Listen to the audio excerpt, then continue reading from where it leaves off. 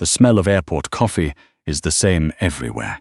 Burnt, slightly metallic, the kind that costs $4 and tastes like regret.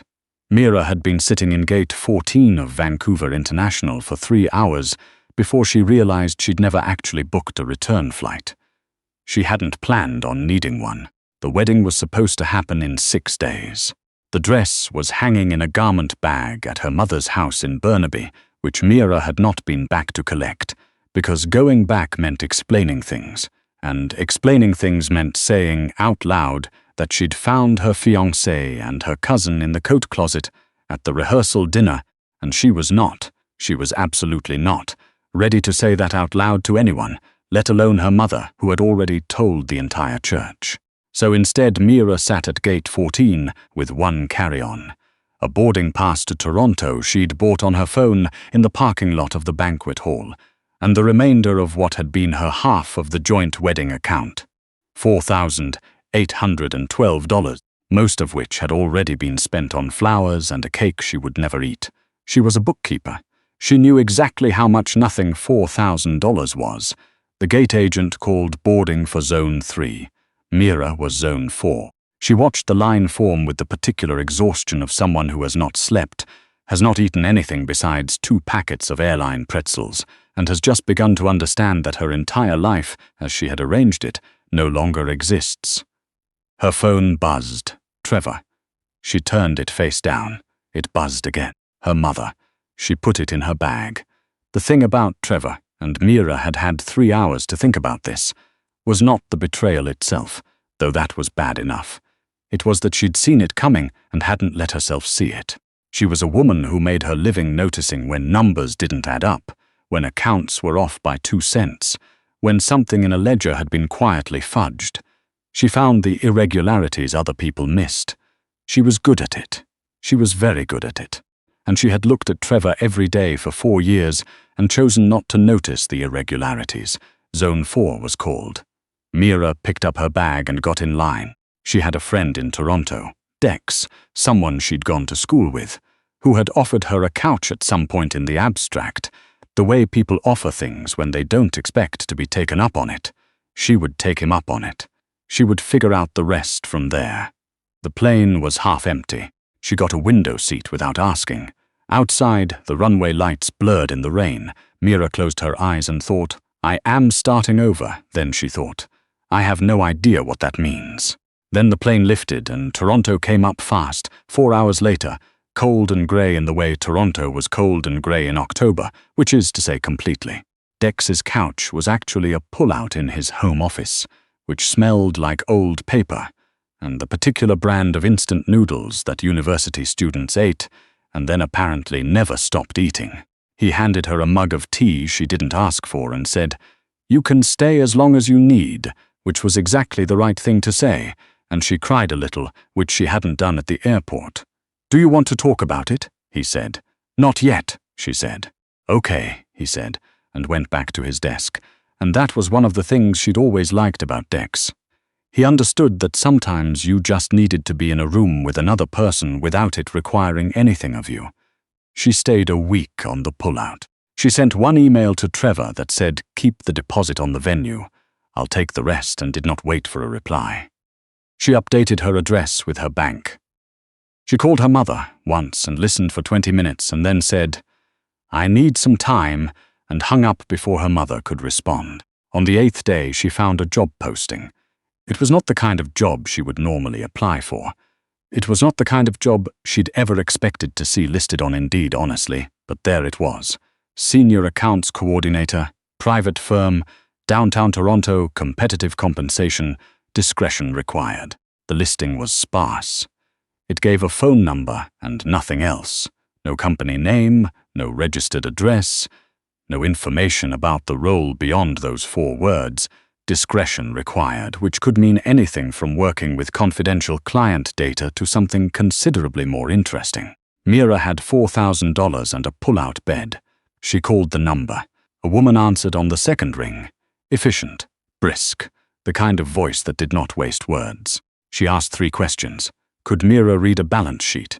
Did she have experience with complex multi-entity structures? And could she start Monday? Mira said yes to all three. The woman gave her an address and a time and hung up. Dex, who had been pretending not to listen from across the room, looked at her over the top of his laptop. "What was that?" he said. "A job interview," she said. "Sounded more like a test." Mira thought about that. "Maybe both," she said. The address was a building on King Street West, glass and steel, the kind that didn't put a company name on the lobby directory. A security guard checked her ID against a list without being asked and handed her a badge. She rode the elevator to the 22nd floor, which opened directly into a reception area that was all clean lines and dark wood and absolute quiet. The kind of quiet that is deliberately maintained. The woman who had called her was named Miss Fong. She was 50-ish, impeccably dressed, and had the expression of someone who had spent decades deciding who was allowed past a particular door.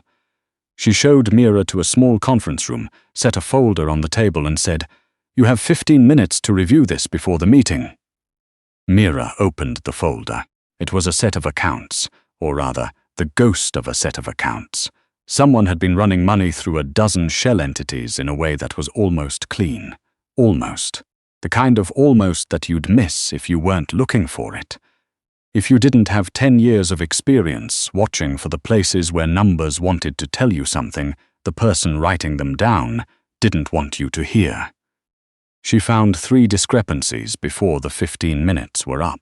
She was still writing notes on a pad she'd taken from her bag when the door opened. The man who walked in was not what she expected, though she wasn't entirely sure what she'd expected.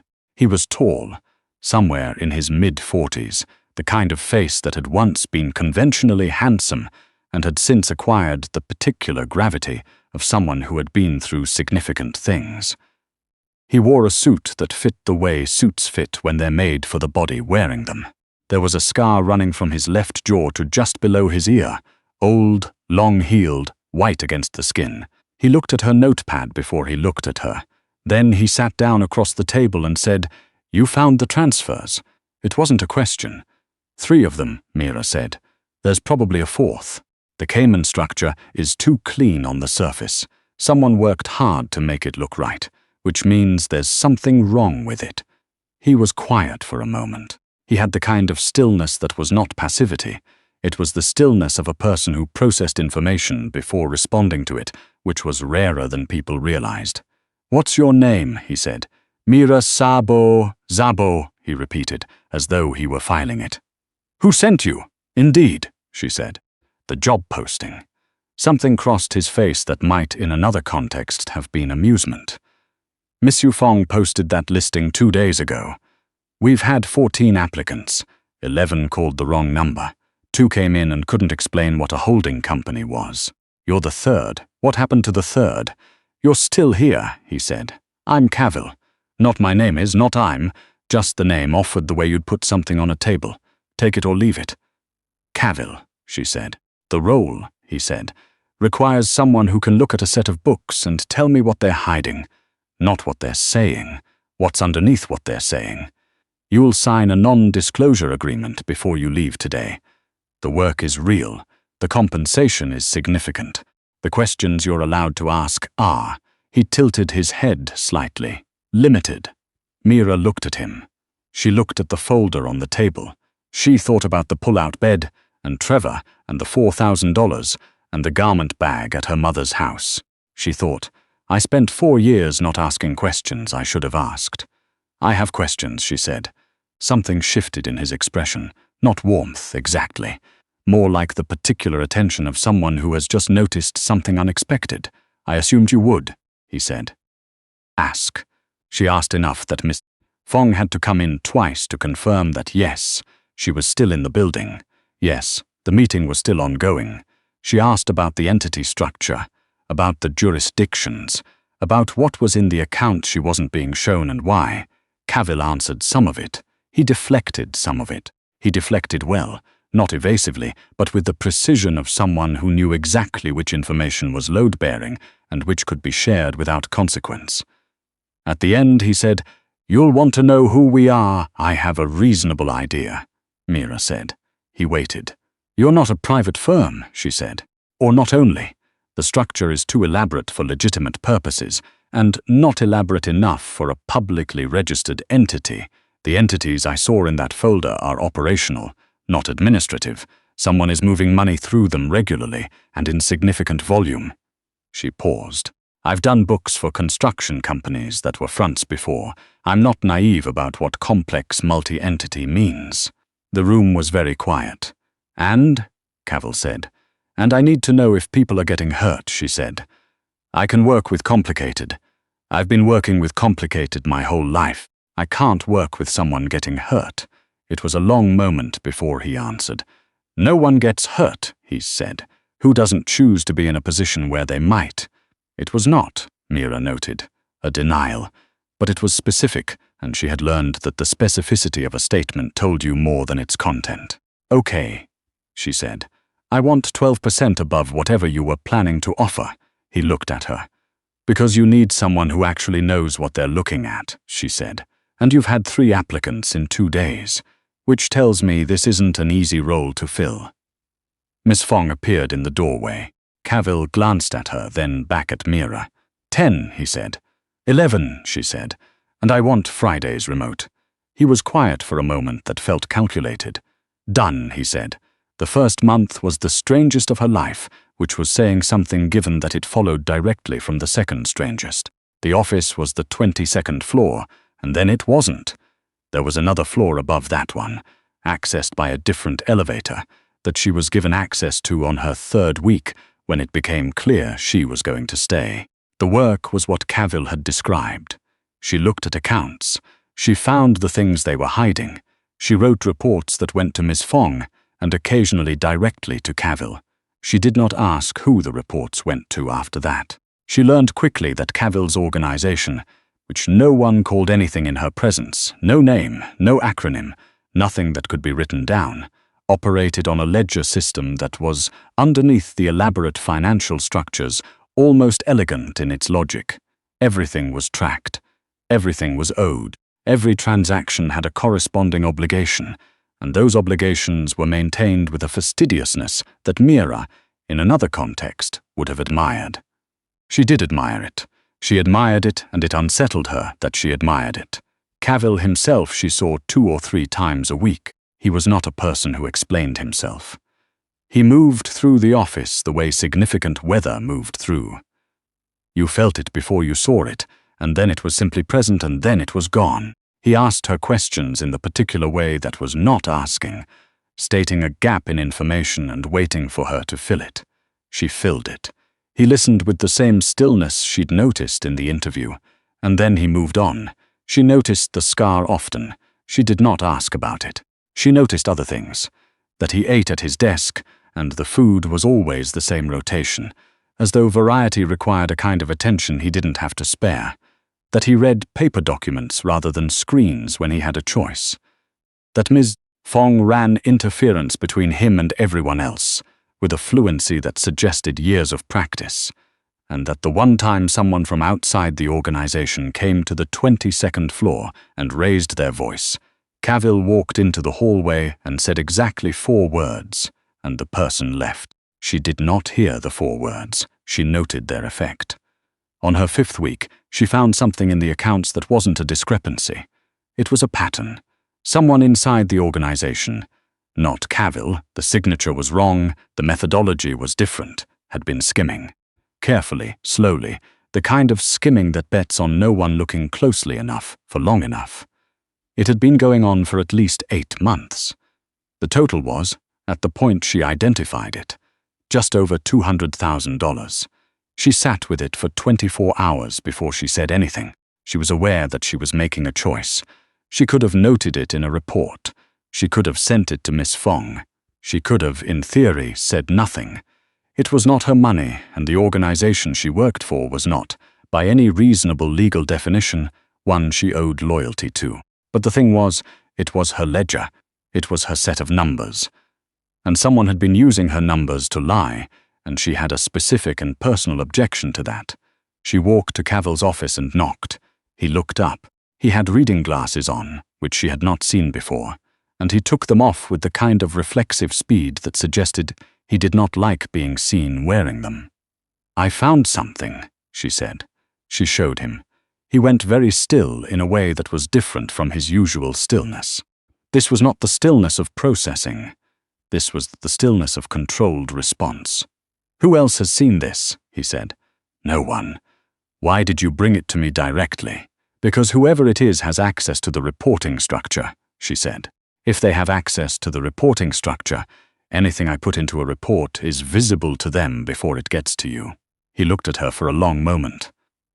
"How long have you been working on this?" he said. 2 days. You should have brought it to me yesterday." "I needed to be certain," she said. "I don't bring things to you that aren't certain." Another long moment. Then, "Sit down." She sat. "This person," he said, "has been with us for 3 years. I know, the pattern starts around the 14-month mark, which means they spent over a year establishing trust first. They're patient. They planned it." "That's worse," he said. "Yes," she said, "it is." He stood and walked to the window. Toronto spread out below them, grey and enormous and ordinary. He had his back to her and she could see the tension in his shoulders. Not anger exactly, though that was there too. Something more like the particular weariness of someone who has been let down in a specific way before and is now calculating the cost of having let themselves be surprised again. "In my world," he said, still facing the window, "this has a standard response." "I know," she said. He turned. "You know, I'm not naive about what I do," she said. "I told you that in the interview. And," she held his gaze, "I'm not going to tell you what to do with your own organization. But I'll tell you that prosecuting it through your own channels is going to cost you more disruption than it's worth. And a managed exit leaves you less exposed than whatever the alternative is." She paused. "That's my professional opinion. What you do with it is your business." He was very quiet. Then he said, "Do you know what I paid for your salary negotiation?" The shift was so abrupt she almost missed it. "Excuse me, you asked for 11% above offer." "Friday's remote." I said, done in under 30 seconds. He tilted his head slightly. "Do you know why?" "Because you needed someone good," she said. "Because you argued like someone who knew their value and wasn't going to be talked out of it," he said. "I haven't had that in a very long time." The room was quiet. Mira was not sure what to do with that. She filed it. "What do you want to do about the accounts?" she said. What happened next took 2 weeks and a level of organizational precision that Mira, watching from the edges of it, found grimly impressive. Cavill did not do what she'd expected. There was no dramatic confrontation, no visible consequence. The person left. The accounts were adjusted. A gap in the records was filled in a way that was technically accurate and operationally clean. Mira was asked to sign off on the adjusted records, and she did, and she understood that by doing so she had crossed a line she had perhaps been approaching for some time. She did not go home and feel terrible about it. That bothered her slightly more than the line itself. She called Dex one evening from her apartment. She had an apartment now, a 1-bedroom in Kensington Market, which she had chosen because it had a decent kitchen and she had decided, on some level she didn't entirely examine, to stay. "How's the job?" Dex said. "Complicated," she said. "You sound better than you did in October." She thought about that. "I think I am," she said. "Do you like it?" "I like the work," she said, which was true. She liked the numbers and the way they talked to her when she was patient enough to listen. She liked the structure of Cavill's organization, which was, whatever else it was, run with a rigor she'd rarely encountered. She liked that no one talked to her like she was provisional, like she was there until something better came along. "And the people?" Dex said. "There's one person I can't entirely figure out," she said. "The boss?" She didn't answer. Dex said. I'm not," she said. "I'm just saying I can't figure him out. That's always how it starts," Dex said. It started, more specifically, on a Thursday in December, when she was still in the office at 9:30, because a set of quarterly accounts wouldn't balance, and she was constitutionally incapable of leaving something that wouldn't balance. Cavill was also still there, which was not unusual. She heard him on the phone through his half-open office door, not the words, just the cadence. The way his voice shifted register in a way she'd learned to read the way you learn to read weather. When it was low and even, things were fine. When it went quieter than usual, Something was being decided. At 10 o'clock he appeared in the doorway of the main office where she was working. "You're still here," he said. "The Pemberton accounts won't balance," she said, not looking up. "They will, though. Give me 20 minutes." He was quiet for a moment. Then he came in and sat across the desk from her, which he had not done before. He had her in his office when he needed to discuss something. He did not generally come to her. "The Pemberton accounts," he said. "Someone has been processing invoices through 2 separate entries when they should be consolidated. It's not intentional, I don't think. It's just messy, but it means the totals are off and they'll stay off until I fix the methodology." She found the entry she was looking for and corrected it. "There. 22 minutes. I was optimistic. You're always here late on Thursdays," he said. "I take Fridays remote," she said. "I try to clear things before I leave. You take Fridays remote and then you work from your apartment," he said. "Miss Fong says you send emails at 7 in the morning on Fridays." Mira looked up. "Miss Fong is monitoring my email times?" "Ms. Fong monitors everything," he said. "It's her function." "I like mornings," Mira said. "The building is quiet. I can think." He looked at her in that way he had, not staring, just attending, taking in information. "What are you doing for Christmas?" he said. The question was unexpected enough that she answered honestly before she could decide whether to. "Nothing," she said. "I was supposed to go home. I'm not going home." "The fiancé," he said. She looked at him sharply. "Mrs. Fong," he said, without inflection. "Right," she said. "Mrs. Fong monitors everything. You don't have to explain it," he said. "I wasn't going to," she said. He was quiet for a moment. "Then I have a dinner on the 27th. It's a thing I'm required to attend for reasons I won't go into. I go every year. I've been going for 11 years. I find it, a pause, exhausting." Mira waited. "I would like you to come," he said. She looked at him. She said, "As someone who can make conversation when I can't," he said, "and who won't be intimidated by the people in the room." "How do you know I won't be intimidated?" "Because you came into this building 2 months ago with no information about who we were and asked for 11% above offer," he said. "You're not easily intimidated." She thought about it. She thought about the 27th, which had been in her original version of this year, 3 days before her honeymoon. "What do I wear?" she said. The dinner was at a private club in Yorkville that did not have a sign outside, which she was beginning to understand was how a certain category of thing operated in Toronto. There were 12 people at the table. She recognized 3 of them from financial news and did not indicate that she recognized them. She sat next to Cavill and across from a woman in her 60s who was introduced only as Renata, which Mira was nearly certain was not her real name. Cavill was right. It was exhausting.